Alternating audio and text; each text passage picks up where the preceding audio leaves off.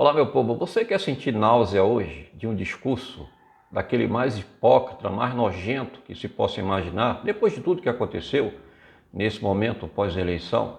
Porque nós já não esperávamos nada de bom nesse desgoverno Lula. Mas assim, a cada dia que passa, nós nos impressionamos, né? É como se fosse assim uma coisa nova, diferente, né? Além da nossa imaginação, né? Quando a gente pensa que chegou ao fundo do poço, não. O fundo do poço é mais embaixo. Imagina você ouvir o discurso do novo ministro de um Supremo Tribunal Militar, né? Destas forças desarmadas aí, ou frouxas armadas que nós temos hoje, não é? Imagina o naipe de um ministro do STM escolhido por Lula. Então você vai conhecer um pouquinho dele agora no discurso. O presidente Lula se empenha para levar a cada brasileiro, principalmente os mais carentes, a certeza de que eles não estão sozinhos nessa luta pela própria sobrevivência, pela educação, pelo pão de cada dia. Sei o quanto significa para o nosso presidente a solidariedade, a empatia, a preocupação com os mais pobres, com a desigualdade.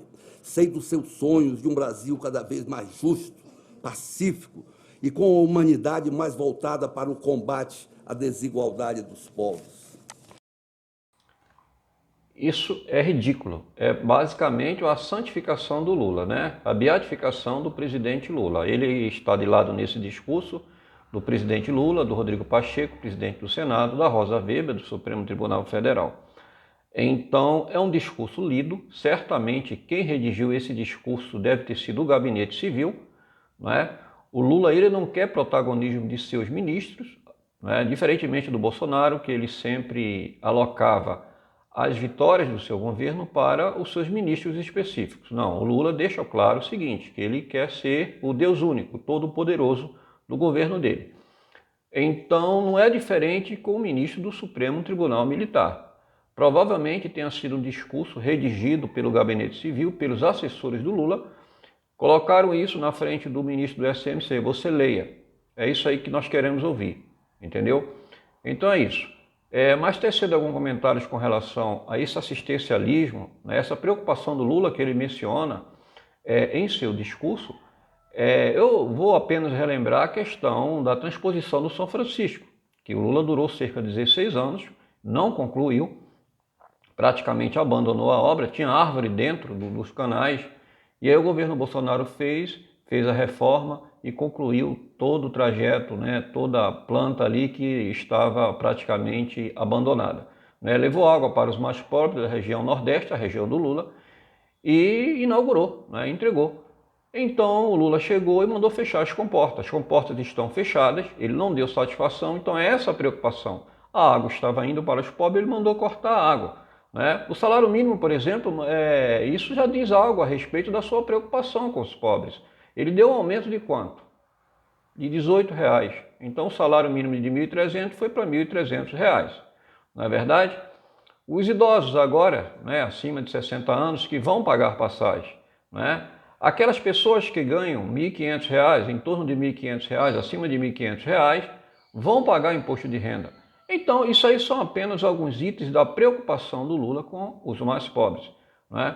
E este tenente brigadeiro aí, vou citar aqui o nome dele, tenente brigadeiro aqui, é o tenente brigadeiro Francisco Joseli Parente Belo, né?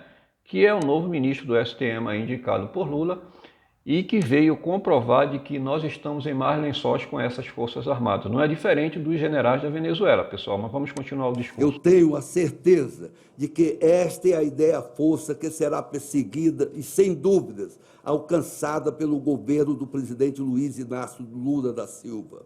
Como também tenho convicção, senhor presidente, de que seu maior desafio será pacificar o Brasil e consolidar de forma definitiva a democracia em nosso país.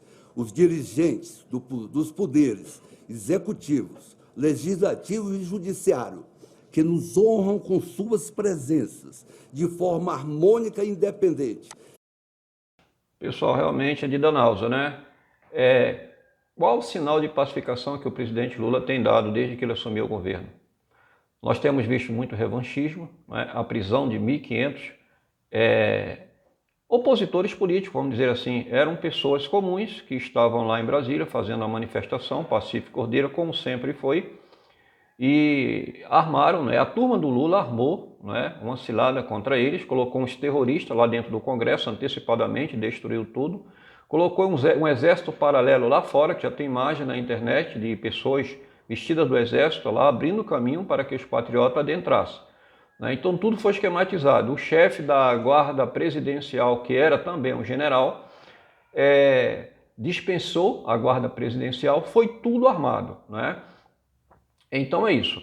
Então os patriotas ali foram levados ali para o calabouço e mais adiante, para comprovar essa fidelidade, esse sentimento de patriotismo do Exército Brasileiro de hoje, né, dos generais, em particular, um oficial do Exército convidou os manifestantes que estavam lá fora a entrarem nos ônibus e saírem da localidade, em paz. Ele usa a palavra, e saiam em paz, que nós não queremos confronto. Pronto, qual foi a paz proposta por oficial representando o Exército Brasileiro? Levou os patriotas lá para um sistema fechado, né, um campo de concentração da Polícia Federal, e dali eles foram encaminhados, alguns para Papuda e as mulheres para a penitenciária de mulheres. Então, é essa a pacificação do governo Lula, né? Guerra, né, contra os seus opositores, a tentativa de prender o ex-presidente Bolsonaro através do Supremo Tribunal Federal. Ele até hoje age como se estivesse ainda num palanque disputando as eleições. Tudo de ruim que acontece no governo dele, fruto da falta de técnico no seu ministério, falta de honestidade, falta de caráter, falta de moral. Enfim, um desgoverno total. Ele alega as coisas ruins ao presidente Bolsonaro, né? Você vê o que está acontecendo hoje lá em Rio Grande do Norte, né? O Flávio Dino subiu lá na comunidade da Maré e logo depois que o Flávio Dino faz a reunião lá com chefes de facções, com líderes comunitários, faz um acordão lá com os criminosos, né? E logo em seguida começam esses atentados no Rio de Janeiro, lá no Rio Grande do Norte, ou seja, tocar terrorismo para que seja dado um estado de calamidade, um estado de emergência, ou estado, não sei, né, decretar um estado desse, de anomalia, a fim de que o Congresso paralise, não é, a CPI que está tentando lá ser implantada para investigar a CPMI, né, Comissão Parlamentar de Investigação. Porque eles estão tentando paralisar essa CPMI que vai mostrar as imagens de forma institucionalizada pelo Congresso Nacional. Então vai mostrar a verdade do que aconteceu e certamente ele ficará desmoralizado politicamente, né? Isso aí pode ser o início da sua decadência e quem sabe do seu impeachment, né? Então é tudo armado e esse tenente brigadeiro representa uma vergonha das Forças Armadas, mais um general daquele que não inspira confiança. Senhor brigadeiro, o senhor vai ver a resposta da população no próximo 7 de setembro. As Forças Armadas, que sempre foi prestigiada, você verá que não será prestigiada mais e vocês vão desfilar sozinho. Já deram uma clara e enfática demonstração de que este é o caminho e que nele seguiremos sem volta, sem retrocesso. Hoje saber... Gostaria de me ater a essa palavra, essa frase, um caminho sem volta. Não é? Isso denota, você vê que o discurso do ministro do STM, esse tenente brigadeiro, ele usa as mesmas palavras, os mesmos chavões da esquerda, não é? Sem retrocesso, não é? Ou seja, sem volta dos conservadores, da direita, e está intrinsecamente, você entende o que está intrinsecamente nesse discurso. A esquerda voltou ao poder e não vai querer mais sair. E para a esquerda sair no poder agora, vão usar de tudo. Não é à toa que os seus instintos fundamentalistas estão aflorando, estão se manifestando. O Lula vai ter a coragem, já está tendo a coragem, junto com os seus ministros, de fazer tudo aquilo que eles não fizeram no passado, né? Inclusive, como disse José Dirceu no passado, o aparelhamento das Forças Armadas é uma prioridade. E aí está o resultado. Quando ele diz sem retrocesso, essa palavra retrocesso é usada muito por quem? Não é? Pelos esquerdopatas, pela esquerda. Não é? Todos os políticos da esquerda se referem ao Bolsonaro como um retrocesso, esse período, retrocesso. E essas mesmas palavras estão sendo usadas por esse ministro. Não é um termo muito usual nos discursos militares. Eu digo isso como militar da reserva. Então, é de fato o que dá margem a desconfiar que esse discurso foi redigido certamente pelo gabinete civil, por alguém da esquerda, por alguém do governo, e esse brigadeiro subserviente, que não representa o anseio da população brasileira, tendo em vista a consideração e respeito que sempre tiveram da população de bem desse país.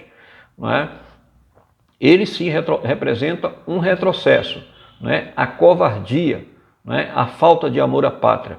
Um general vendido, um general que não tem respeito pelos seus princípios, que aprendeu durante cerca de 40 anos no Exército, não respeita o nome do Caxias, não respeita o nome do Rondon, no caso que ele é da Força Aérea, não respeita a pátria brasileira. É uma vergonha, certamente ficará este legado negativo para seus descendentes e trazendo uma grande consequência para o país como um todo. Vamos continuar no discurso? O quanto se faz imprescindível a uma nação suas forças armadas. E em nosso país não é diferente. A Marinha responsável pela soberania de nossas fronteiras marítimas, o Exército tendo por missão a soberania de nossas fronteiras terrestres e a Força Aérea responsável pela soberania do espaço aéreo. Estes são pilares indiscutíveis de nossa pátria como garantia de nossa soberania como nação livre no contexto mundial. Faltou ele acrescentar, talvez, o principal da responsabilidade das Forças Armadas, que está no artigo 142, a defesa da pátria. E como se diz a defesa da pátria, é contra inimigos externos e internos, Para isso existe, num próprio artigo 142, a GLO. Quando há conflito entre os poderes, nas Forças Armadas, aí ela interage como alguém que vem colocar ordem na casa, dentro da estrutura do poder administrativo do país. É isso. Ele fala em liberdade. Ora, liberdade? Que conceito de liberdade este brigadeiro tem? Que conceito de liberdade esses generais da ativa têm que participaram deste grande golpe contra a democracia, golpe contra a pátria, ato de traição, crime de lesa pátria? O que mais o povo pediu nas ruas durante todo esse tempo foi liberdade. O povo, que é a instituição por excelência do Brasil, pedia liberdade. Liberdade. Você vê várias faixas com o nome Mais Liberdade, contra a tirania, do desmando do STF, contra a invasão de poderes. Queremos garantir a nossa liberdade de expressão, nossos direitos fundamentais. Tudo isso representa a liberdade que o povo pediu. Qual foi a resposta que as Forças Armadas deu com relação à liberdade de seu povo, o povo que paga seus salários, que paga seus impostos, que sustenta esse país? As Forças Armadas, na pessoa dos alto comandos, no caso generais do alto comando, deram as costas para a nação, traíram o povo, se venderam, e entregaram o país a um delinquente, um criminoso condenado pela justiça. Nós hoje temos praticamente um ORCRIM no poder. O crime organizado está dando as rédeas. Não é à toa que o Flávio Dino foi lá no Complexo da Maré fazer um acordão. E a consequência disso será um preço muito alto. Ele trata as pessoas de bem, honesta, como bandido, como criminosos. Por exemplo, ele quer tomar a arma das pessoas de bem e foi lá no Complexo da Maré escoltado por criminosos com armas do crime. Então é isso, ele não está preocupado em desarmar os criminosos, isso está muito claro. Quem comemorou nas prisões, nas penitenciárias, com a vitória do Lula, foi os criminosos. Enquanto as pessoas de bem se entristeceram, se sentiram derrotados, os criminosos comemoraram. Este é o governo Lula, estes são os generais que nós temos. Então podemos dizer que lá atrás, com Hugo Chávez, os generais fizeram um acordão com Hugo Chávez, que eu abria porteiras dando promoções para eles e eles venderam a Venezuela, traíram o seu povo.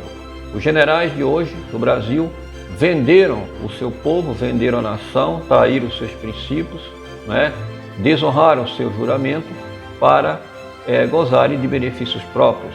Então nós não podemos contar com esses generais para recuperar e restaurar a ordem democrática do país. Infelizmente, isso terá de partir do próprio povo e não pode ser diferente senão com uma desobediência civil generalizada, né? Eu, particularmente, não vejo outro caminho. Mas são esses os generais que nós temos, exemplo da traição, exemplo da covardia, exemplo de falta de amor à pátria, né? Um forte abraço a todos e que Deus abençoe.